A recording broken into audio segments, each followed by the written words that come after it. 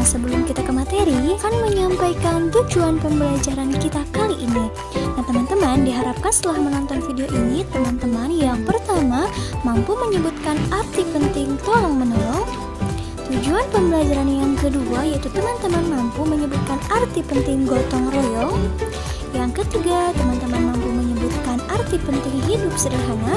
Dan tujuan pembelajaran yang keempat yaitu teman-teman mampu mempraktikkan sikap tolong-menolong, gotong royong, dan hidup sederhana di dalam kehidupan sehari-hari. Pembahasan yang pertama yaitu tolong-menolong. Oke, teman-teman di sini pasti sudah familiar dong dengan kata tolong-menolong. Nah, apa sih itu tolong-menolong? Betul sekali. Tolong-menolong adalah sikap saling membantu untuk meringankan beban atau penderitaan maupun kesulitan orang lain dengan melakukan sesuatu secara ikhlas tanpa mengharapkan imbalan dan balas jasa. Nah, pertolongan itu bisa dalam bentuk apapun. Bisa berupa perkataan atau tenaga, dana, makanan, dan lain-lain. Oke, teman-teman, tujuan menolong orang lain itu adalah untuk meringankan kesulitan orang lain. Perlu teman-teman ketahui juga, manusia adalah makhluk individualis yang membutuhkan privasi dalam aktivitas hidupnya. Namun, manusia juga merupakan makhluk sosial, yaitu makhluk yang tidak mampu hidup tanpa bantuan dan pertolongan dari orang lain. Manusia itu pasti membutuhkan pertolongan dan juga perlu menolong orang lain. Nah, teman-teman, mengapa kita perlu menolong orang lain? Betul, karena sikap tolong-menolong merupakan sikap terpuji yang diperintahkan oleh Allah Subhanahu wa Ta'ala. Saat menolong orang lain, berarti kita sudah meringankan kesulitan yang sedang dialami orang tersebut. Nah, kita simak sama-sama ya tata cara menolong orang lain. Yang pertama, harus dilandasi dengan keikhlasan. Yang kedua, menolong dengan sesuatu yang baik. Yang ketiga, dilakukan dengan sikap yang baik. Yang keempat, tidak membeda-bedakan orang yang akan kita tolong. Yang kelima, tidak mengingat-ingat atau mengungkit-ungkit pertolongan yang sudah kita berikan kepada orang lain. Tolong-menolong juga memiliki banyak manfaat yang bisa kita rasakan dalam kehidupan sehari-hari. Manfaat yang pertama yaitu mempererat persaudaraan. Yang kedua, menumbuhkan sikap rukun antar sesama. Yang ketiga, menciptakan rasa tentram, nyaman, dan damai. Yang keempat, kita akan memiliki banyak teman. Yang kelima, meningkatkan rasa kepedulian terhadap orang lain. Yang keenam, menciptakan persatuan antar sesama. Dan masih banyak lagi manfaat-manfaat lainnya. Oke, teman-teman, berikut Miss Imas jelaskan beberapa contoh tolong-menolong. Yang pertama, tolong-menolong di rumah.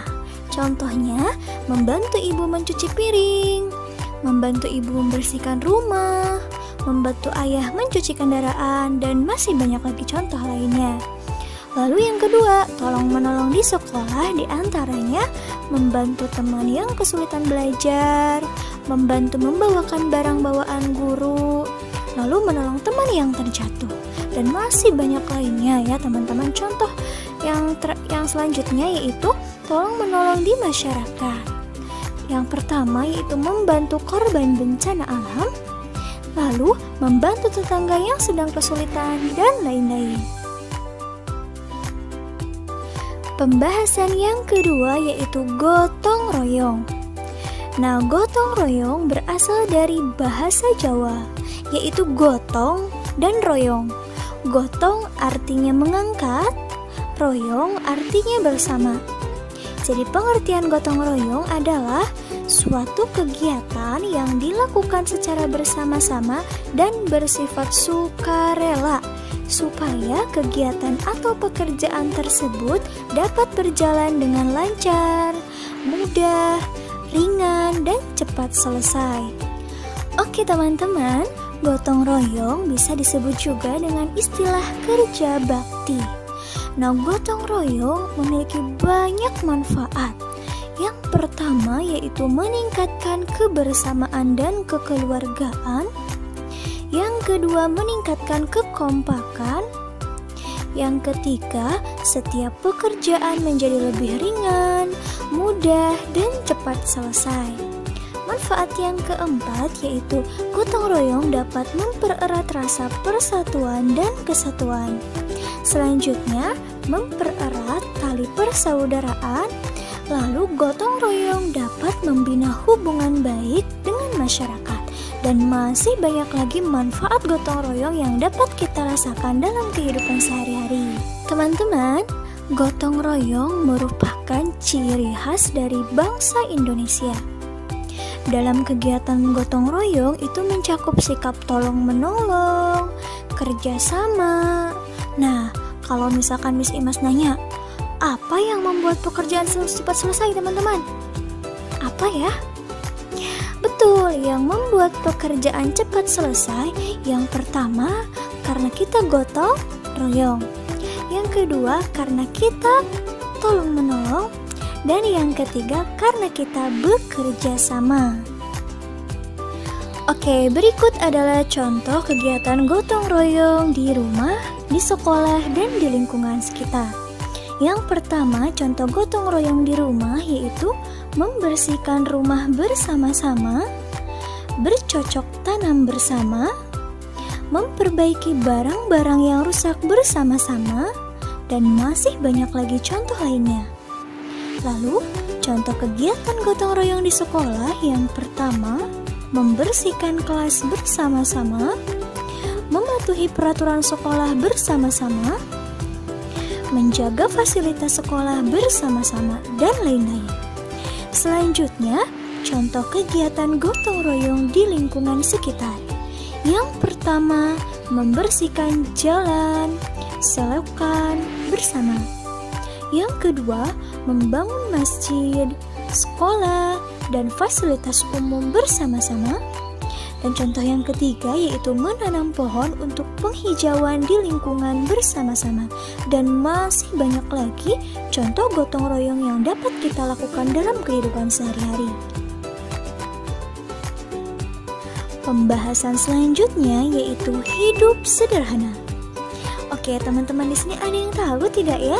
Hidup sederhana itu apa sih? Oke, betul sekali. Hidup sederhana adalah hidup yang sesuai dengan kebutuhan serta tidak berlebihan dalam menggunakan harta. Nah, teman-teman, Miss Imas mau tanya nih, mengapa sikap sederhana itu penting diterapkan dalam kehidupan sehari-hari? Penting nggak ya? Betul, sangat penting.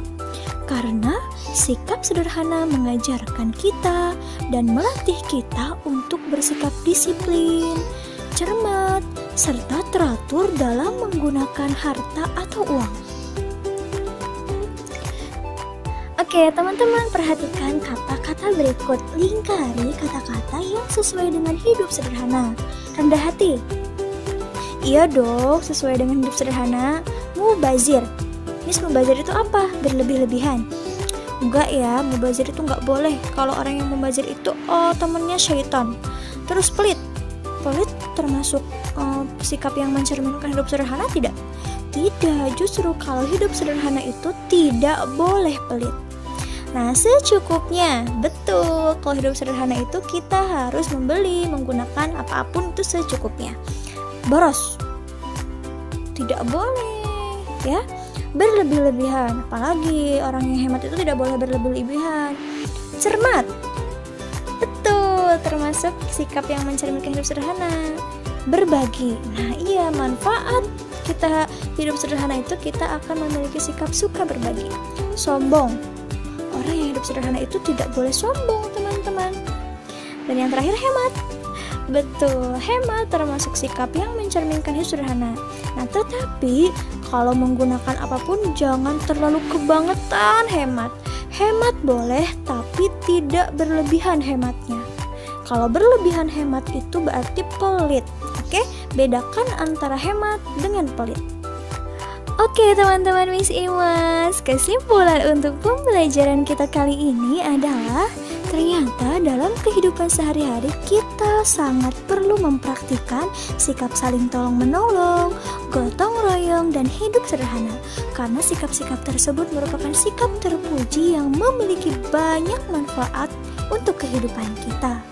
Nah teman-teman, semoga penjelasannya bermanfaat ya. Tetap jaga kesehatan, tetap semangat, tetap belajar. Wassalamualaikum warahmatullahi wabarakatuh. Thank you for watching.